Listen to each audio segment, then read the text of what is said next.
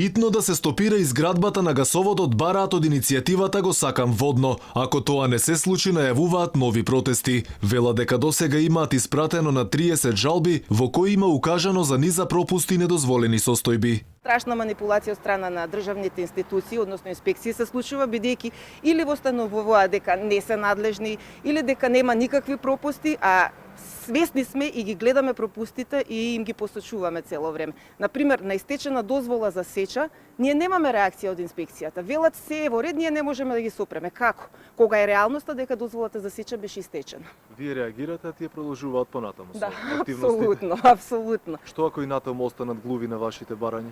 Ќе излезете Ние ли излегу... Да, секако ќе настапиме и со поригорозни протести. Според активностите, багерите се стигнати до стрмен и непрооден терен, а при градежните активности не се преземаат никакви мерки за безбедност и заштита. Изградбата на гасоводот продолжува според проект кој има правосилно одобрение за градба со сите потребни дозволи, се огласи од МЕР. Ако има сомнеж за повреда на законот, ги повика активистите да се обратат до институциите. И додека еколозите изразуваат отворено сомневање дека инспекциите ќе реагираат на кршењето на прописите за градење, загаденоста на воздухот на голема врата се чувствува особено во вечерните часови. Од коалицијата ОДВА реагираат дека се уште нема одговор од надлежните за неработењето на мерните станици. Дел од мерните станици беа на редовното годишно калибрирање, односно сервисирање и во текот на летото.